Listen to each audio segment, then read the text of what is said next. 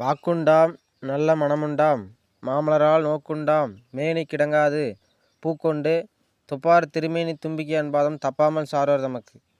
Astro Balamurugan YouTube channel நேயர்களுக்கு இனிய வணக்கங்கள்.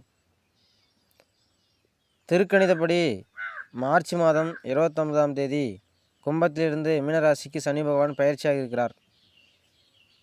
ரிஷபராசிக்கு லாபஸ்தானமாகிய 11ஆம் இடத்தில் அமர்ந்து பலன் தரப்போகிறார்.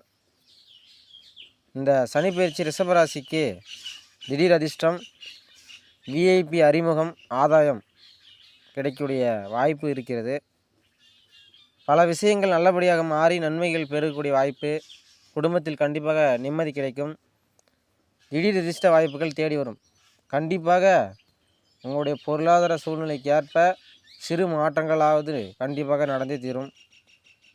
சனி பகவான் இதுவரையிலும் 10ஆம் இடத்தில், அதாவது கும்பத்தில் அமர்ந்து கொண்டு பலவிதமான கஷ்டங்களையும் அழுத்தங்களையும் உங்களுக்கு கொடுத்து கொண்டு இருந்தார். இந்த மார்ச் 29ஆம் தேதி முதல் அந்த நிலை கண்டிப்பாக சிறிதாக மாறப்போகிறது. குடும்பத்தில் நிம்மதி மகிழ்ச்சியும் நிறைந்திருக்கும். சமூகத்தில் பெரிய பெரிய பிரமுகர்களினுடைய அறிமுகமும் அதனால் ஆதாயங்களும் கண்டிப்பாக கிடைக்கும். உங்களுடைய அந்தஸ்து, சமூக அந்தஸ்து உயரும். குடும்பத்தில் இதுவரையில் இருந்து வந்த குழப்ப நிலை மாறும். வீட்டில் குதூகலம் நிறைந்திருக்கும். குழந்தை பேறு வாய்க்கவில்லையே என்று வருந்தி கொண்டிருக்கும் தம்பதியருக்கெல்லாம் குழந்தை பாக்கியம் கிடைக்கும். உங்கள் மகளுக்கெல்லாம் ஊரே மெச்சும்படி திருமணம் முடித்து வைப்பீர்கள்.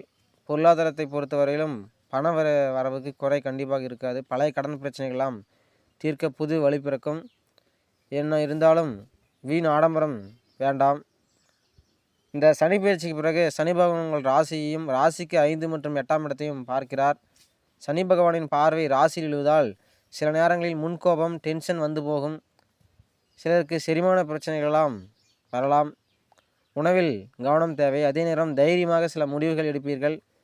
சனி பகவான் உங்களின் 5ஆம் வீட்டை பார்ப்பதால் பிள்ளைகளுடைய போக்கில் கவனம் செலுத்துங்கள். சில நாட்களில் உங்களுடைய தூக்கம் கெடக்கூடிய சூழ்நிலை உருவாகும். பூர்வீக சொத்து பராமரிப்பு செலவுகள் அதிகரிக்கும்.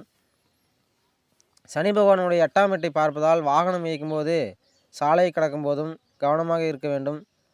அயல்நாட்டு பயணம் கூட உங்களுக்கு சாதகமாக அமையக்கூடிய வாய்ப்பு இருக்கிறது. இந்த ரோகிணி நட்சத்திரக்காரர்களுக்கு பொதுவாக சனி பகவான் பெரிய கெடுதலை கொடுக்க மாட்டார். அனைத்து நன்மைகளும் கண்டிப்பாக கிடைக்கும்.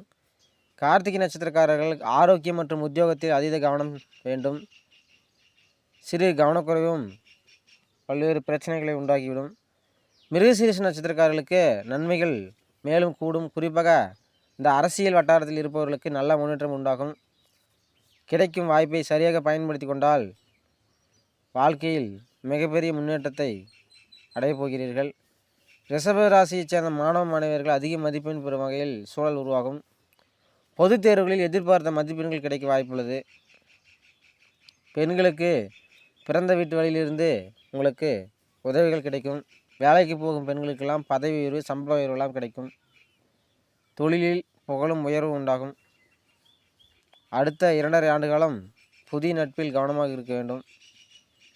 கண்டிப்பாக ரிஷப ராசிக்காரர்களுக்கு ஒரு நல்ல மாற்றமாகவே இருக்கும். நன்றி, வணக்கம்.